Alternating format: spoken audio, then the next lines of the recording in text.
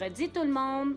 Qu'allons-nous parler cette semaine? Eh bien, cette semaine, j'ai décidé de parler d'un sujet qui m'a touchée selon un certain point que je vais vous parler un petit peu plus tard pendant longtemps. Et heureusement, cette peur-là est partie aujourd'hui. Donc, je viens de le dire, la peur, c'est mon sujet d'aujourd'hui. La peur, tu peux l'avoir quand tu viens au monde, puis tu peux l'avoir quand tu décèdes. Donc, tu l'as toute ta vie. Qu'est-ce que Wikipédia dit à propos de la peur? La peur, c'est une émotion ressentie généralement en présence ou dans la perspective d'un danger ou d'une menace. En d'autres termes, la peur est une conséquence de l'analyse du danger et permet au sujet, qui sommes-nous, de le fuir ou de le combattre, également connu sous le terme de la phobie et réponse combat-fuite. Combien de monde on entend qui disent « j'ai la phobie des araignées », exemple. J'ai la phobie des hauteurs. J'ai la phobie, dans mon cas, c'était un peu la claustrophobie que j'avais. Je me retrouvais dans des petits endroits, puis que je me sentais vraiment pas bien. Une autre peur que j'ai, malheureusement encore, et que je combats, mais c'est beaucoup moins pire maintenant, puis je prie beaucoup pour que cette peur-là disparaisse, c'est la peur du vent. Demandez-moi d'où ça vient, j'ai aucune idée, mais j'ai cette peur-là. Donc, maintenant qu'on a su ce que Wikipédia disait de la peur, regardons ce que la Bible dit de la peur. La Bible mentionne deux sortes de peur. La première est bénéfique et doit être encouragée, tandis que la seconde est destructive et doit être surmontée. Comme ma peur du vent, là, je dois la surmonter. Quand je sors dehors puis qu'il vente, là, puis que je me tiens la tête à deux mains, là, je dois dire, Seigneur, j'en veux plus de cette peur-là. La première, on appelle ça la crainte de l'Éternel. Pas la crainte dans le sens d'avoir peur. Donc, cette crainte, la crainte de l'Éternel, elle n'implique pas forcément la peur, comme je disais tantôt, mais est plutôt une crainte révérencieuse de Dieu pour sa puissance et sa gloire. Elle implique, cependant, aussi un respect approprié pour sa fureur et sa colère. Autrement dit, la crainte de l'Éternel est une reconnaissance totale de tout ce qu'il est, qui se développe par la connaissance de Dieu et ses attributs. Autrement dit, quand on dit qu'on veut la crainte de l'Éternel, c'est qu'on veut connaître encore plus Dieu. Et c'est ce que je vous souhaite aujourd'hui, de vouloir connaître encore plus Dieu. Puis je vous le dis, si vous apprenez à connaître plus Dieu, vous n'allez pas le regretter, vous allez être bien dans votre peau. La crainte de l'Éternel est source de nombreuses bénédictions et avantages. C'est le commencement de la sagesse qui mène à une raison saine. Dans Psaume 110, 10, ça dit ça. Dans le Proverbe 1,7, ça dit « Seuls les insensés méprisent la sagesse et l'instruction. » De plus, la crainte de l'Éternel mène à la vie, au repos, à la paix et au contentement. Ça, c'est dans Proverbe 19, 23. Elle est une source de vie, la crainte de l'Éternel. Ça, c'est dans Proverbe 14, 27. Ensuite, dans Proverbe 14, 26, le verset juste avant, ça nous dit qu'il nous offre la sécurité et un refuge. Donc, comme moi, quand j'ai la crainte du vent, là, ben, si je veux surmonter cette crainte-là, je dois demander au Seigneur de me couvrir de sa crainte à lui. On peut donc voir pourquoi la crainte de l'Éternel doit être encouragée. En revanche, la seconde crainte mentionnée dans la Bible n'est pas bénéfique du tout. C'est l'esprit de timidité mentionné dans 2 Timothée 1,7. En effet, ce n'est pas un esprit de timidité que Dieu nous a donné, mais un esprit de force, d'amour et de sagesse. Un esprit de crainte et de timidité ne vient pas de Dieu. Parfois, cependant, nous avons peur. Cet esprit de crainte ou de timidité s'empare de nous. Et pour le surmonter, nous avons besoin de faire confiance à Dieu et de l'aimer pleinement. Il n'y a pas de peur dans l'amour. Au contraire, l'amour parfait chasse la peur. Car la peur implique une punition. Celui qui éprouve de la peur n'est pas parfait dans l'amour. Ça, c'est 1 Jean 4, 18. C'est sûr que personne n'est parfait. Hein? Si on trouve quelqu'un de parfait, ça m'étonnerait, on va chercher longtemps. C'est pourquoi il a semé tout au long de la Bible des paroles d'encouragement à chasser la peur. En commençant par le livre de la Genèse et jusqu'au livre de l'Apocalypse, Dieu nous rappelle sans cesse « Ne crains rien ».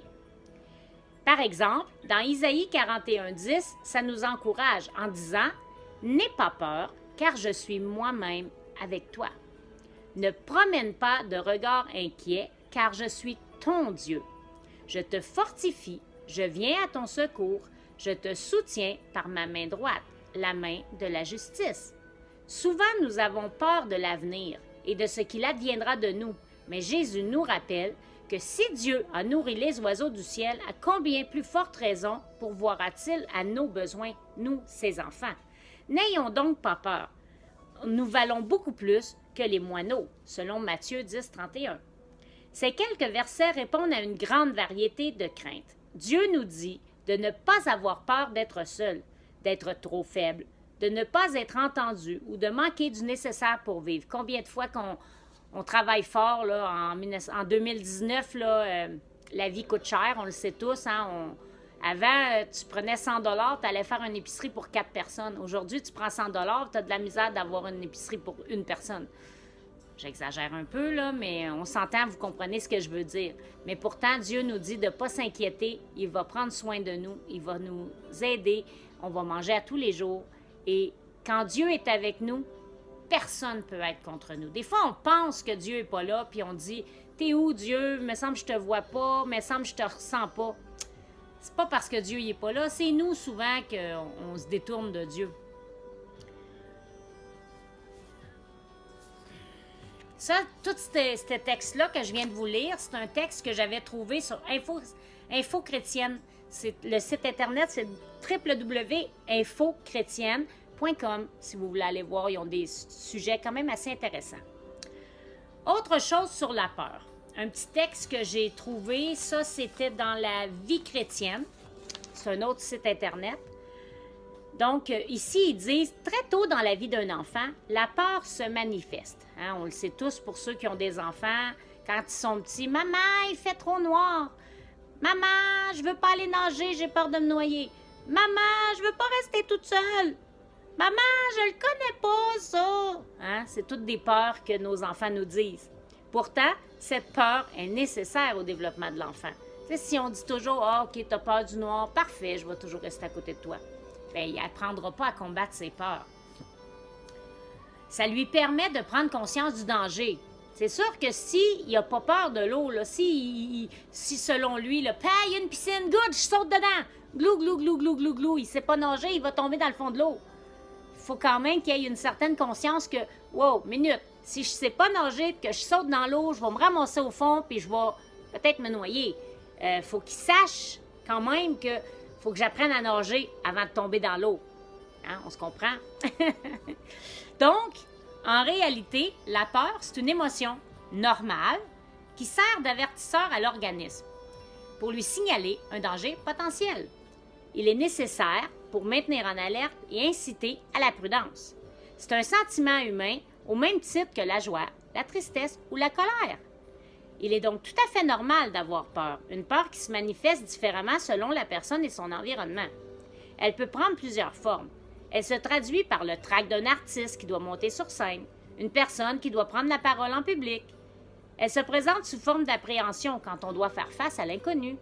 Malheureusement, comme tout sentiment, la peur peut prendre des proportions inquiétantes et démesurées dans la vie d'une personne et se transformer en une émotion paralysante comme la phobie ou la frayeur. Elle peut devenir obsessionnelle et virer au cauchemar ou à la paranoïa.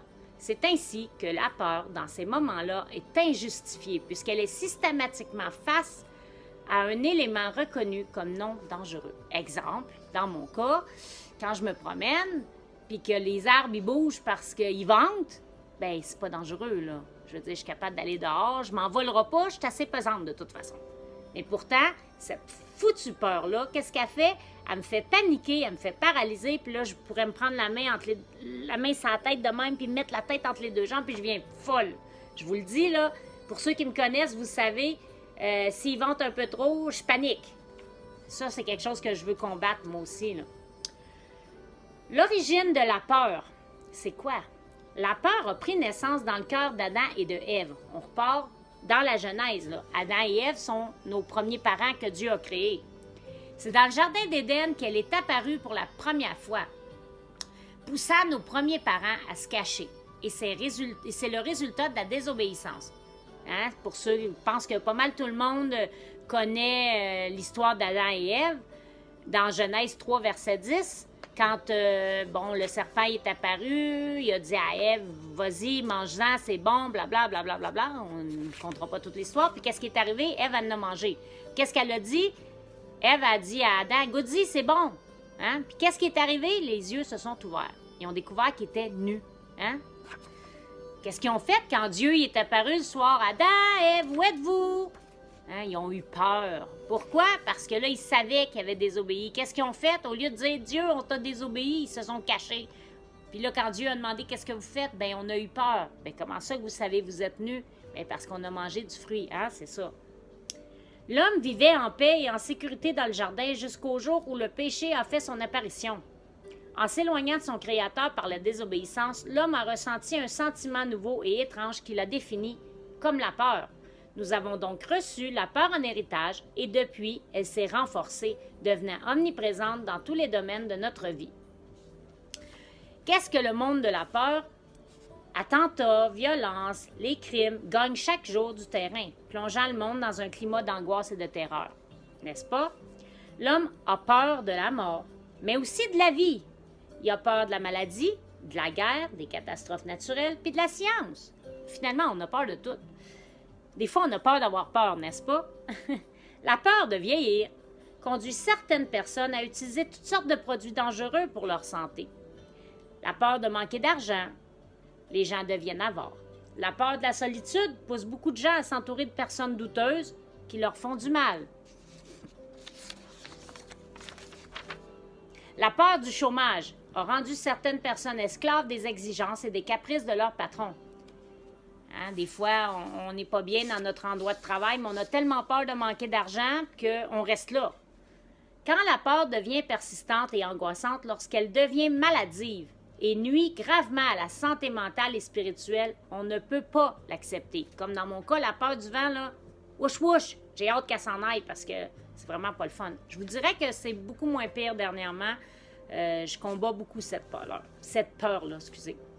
Les discours rassurants des hommes politiques ne suffisent pas pour apaiser les esprits. Toutes les promesses, les prédictions de la science, de la voyance ne sont que purs mensonges. De quoi avons-nous peur? Et nous autres, enfants de Dieu, comment réagissons-nous face à toutes ces mauvaises nouvelles qu'on entend un peu partout? Quelles sont nos peurs? Sommes-nous effrayés lorsque les situations échappent à notre contrôle? Qu'est-ce que la réponse de Dieu par rapport à ça? La réponse de Dieu à ce problème de la peur, c'est Jésus. La parole de Dieu en action. Il est le maître des circonstances et se tient à nos côtés. Ça, on trouve ça dans Romains 8, verset 28. Nous savons du reste que toute chose concourt au bien de ceux qui aiment Dieu, de ceux qui sont appelés selon son dessein. Nous n'avons aucune raison de nous inquiéter. Non pas que nous n'aurons pas de géant à défier, mais parce que nous avons de notre côté celui qui n'a jamais perdu un seul combat. Nous devons nous fortifier dans le Seigneur et par sa force toute puissante, nous n'avons pas à lutter contre des hommes, mais contre des puissances spirituelles qui sont capables du pire. Notre seul allié dans cette guerre acharnée que nous devons mener, c'est celui qui nous a promis d'être avec nous tous les jours. La peur est là, elle est réelle, mais c'est à nous de ne pas la laisser muter, en panique, en terreur ou en paranoïa. Nous devons la maîtriser, la gérer avant qu'elle ne se transforme en cauchemar. Que votre peur de la mort et de l'au-delà vous rapproche de celui qui est la réponse au monde d'aujourd'hui. Si vous avez peur de mourir parce que vous ne savez pas ce qu'il y a de l'autre côté, bien, je vous le dis, la solution, c'est Jésus. Le Seigneur nous demande de ne pas nous inquiéter parce qu'il nous donne les moyens de ne pas céder à la panique générale. Il nous donne sa paix. Dans Philippiens 4, versets 6 et 7. Ne vous inquiétez de rien, mais en toute chose, faites connaître vos besoins à Dieu par des prières, des supplications, avec des actions de grâce, et la paix de Dieu qui surpasse toute intelligence gardera vos cœurs et vos pensées en Jésus-Christ. Dieu ne nous dit pas que rien nous arrivera. Hein? La preuve, j'en suis une, là, je vous le dis. Là, moi, la peur du vent, je l'ai. Dieu peut l'enlever? Oui, c'est vrai. Mais il dit pas qu'on va être des personnes qui vont marcher dans le coton ouaté, là, puis dans la ouate. Tu sais, là, des fois, on regarde ça, un paquet de ouates, c'est doux, c'est le fun. Puis on pense que parce qu'on devient un enfant de Dieu, Dieu va nous mettre plein de ouates tout le tour, là, puis il nous arrivera plus rien. J'ai une petite nouvelle pour vous, c'est pas vrai, ça. Si quelqu'un vous dit un jour, « Ah, donne ta vie à Jésus, tu vas voir, tout va bien aller. » Bibi, c'est pas vrai. Ça va aller mieux. Pourquoi? Parce que tu vas avoir Dieu dans ta vie. Lui, il va être là pour t'aider à surmonter. Hein? Si on regarde dans la Bible, quand Jésus était dans la barque, là, puis qu'il dormait avec ses disciples, là, est-ce qu'il a empêché la tempête? Non, la tempête est arrivée quand même. Par contre, qu'est-ce qu'il a fait? Il l'a calmé, la tempête. Il a montré aux disciples que pourquoi vous mettez pas votre confiance en Dieu? Dieu est capable de la calmer, la tempête. Par contre, ils ont commencé à passer dans la tempête. Le Seigneur est la réponse à ce monde qui vit dans l'angoisse et la peur, comme je vous disais tantôt. Si vous avez peur de ce qu'il adviendra demain, si vous tremblez face à la mort, alors croyez que Jésus est le prince de vie par sa résurrection. Il a vaincu le problème de la mort. Absolument rien ne lui est impossible. Ça, c'est comme je vous disais tantôt, donc c'était publié dans la vie chrétienne. C'est comme ça que ça s'appelle. Donc, j'avais, à la fin de ça, j'ai cherché quelques petits versets hier. J'en ai 2, dans le fond. J'en avais 3, mais je viens de me rendre compte qu'il y en a un que je viens justement de lire. Donc, le psaume 118,6 dit « L'Éternel est pour moi. Si l'Éternel est pour moi, je ne crains rien. Que peut me faire les hommes? » Donc, oui, on peut avoir des problèmes, mais quand l'Éternel est avec nous, il va nous aider à passer par-dessus les problèmes. Puis dans Isaïe 41,10, « Ne crains rien, car je suis avec toi. Ne promène pas de regard inquiet. » Donc, j'espère que ces petits versets-là vous ont encouragé encore aujourd'hui. Puis, n'hésitez pas à aimer ma page. N'hésitez pas, si vous avez des peurs ou des requêtes de prière que vous voulez qu'on prie pour vous, n'hésitez pas à les mettre en commentaire. Ça va me faire plaisir de vous rajouter dans mes requêtes de prière. Et puis, n'hésitez pas à communiquer avec moi si vous voulez parler de certaines choses ou donner votre avis sur certains points. Je suis là pour ça. Donc, pour terminer cette vidéo, comme à l'habitude, je vous ai trouvé un petit chant et puis qui a rapport avec la peur. Donc, le titre, c'est « Non plus esclave de la peur » et c'est Sephora Bastrache qui chante ça par le biais de EMCI TV sur l'émission Hosanna. Donc, je vous dis à la semaine prochaine et allons écouter Sephora. Que le Seigneur vous bénisse. Bye bye! Tu m'as ébloui par tes mélodies. Tu m'entoures d'un chant d'amour. Tu m'as délivré de mes ennemis. Alors mes peurs s'enfuient. Non plus l'esclave de la peur. Je suis l'enfant de Dieu. Non plus l'esclave de la peur. Je suis l'enfant de Dieu.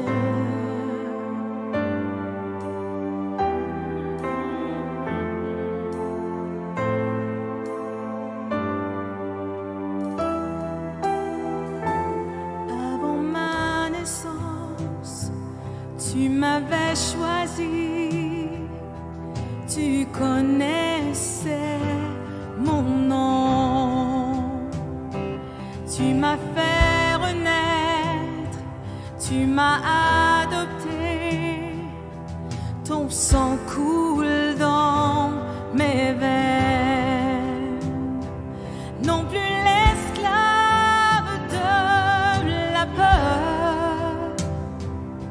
Je suis l'enfant de Dieu.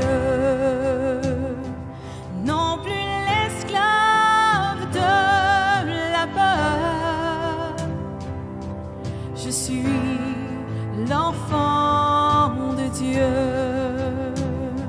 non plus l'esclave de la peur. Je suis l'enfant de Dieu, non plus l'esclave de la peur. Hey, je suis l'enfant de Dieu.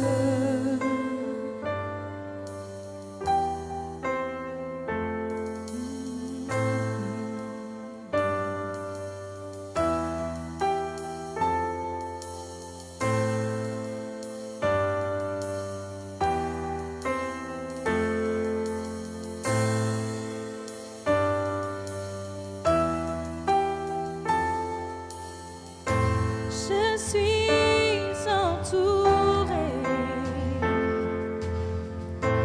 par les bras du Père.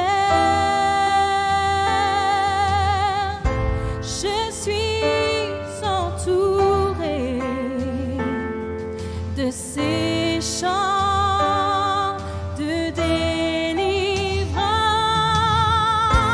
Il nous a libérés de l'esclavage, puisque nous sommes ses enfants. Chantons-le d'une seule voix. Oh, oh, oh, oh,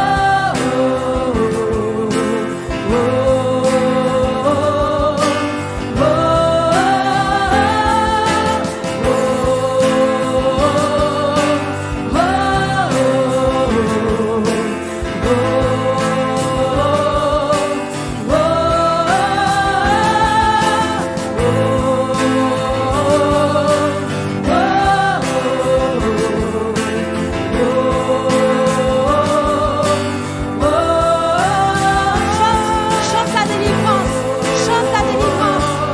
Crie vers ton papa.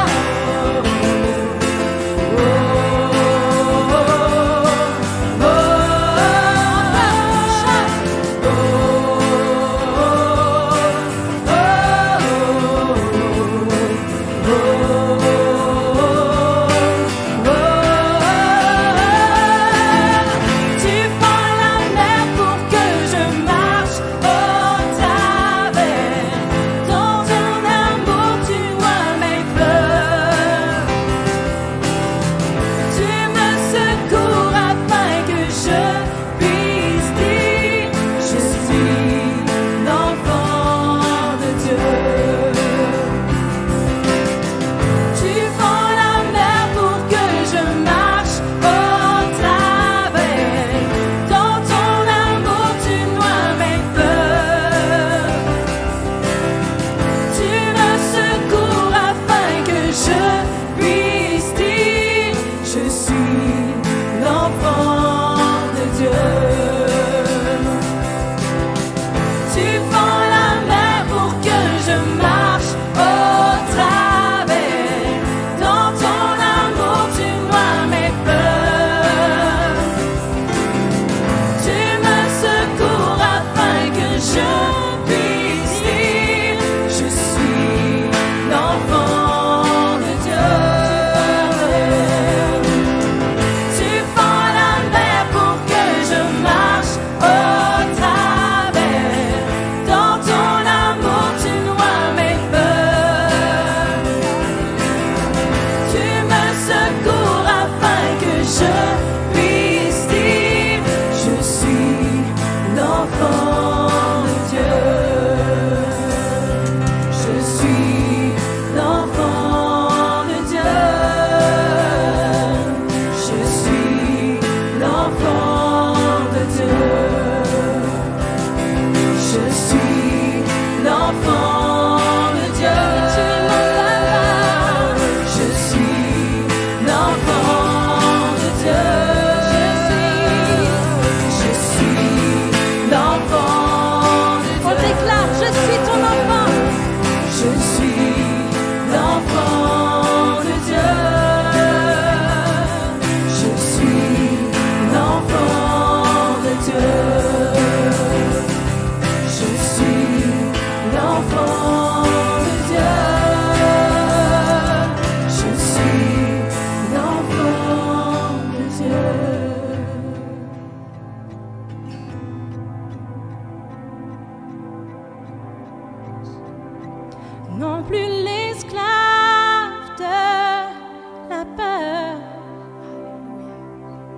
Je suis l'enfant de Dieu, non plus l'esclave de la peur. Je suis l'enfant de Dieu, je suis accepté, je suis libéré, je suis racheté par la vie de Jésus. Car je suis ton enfant et tu es mon papa et je suis ton enfant.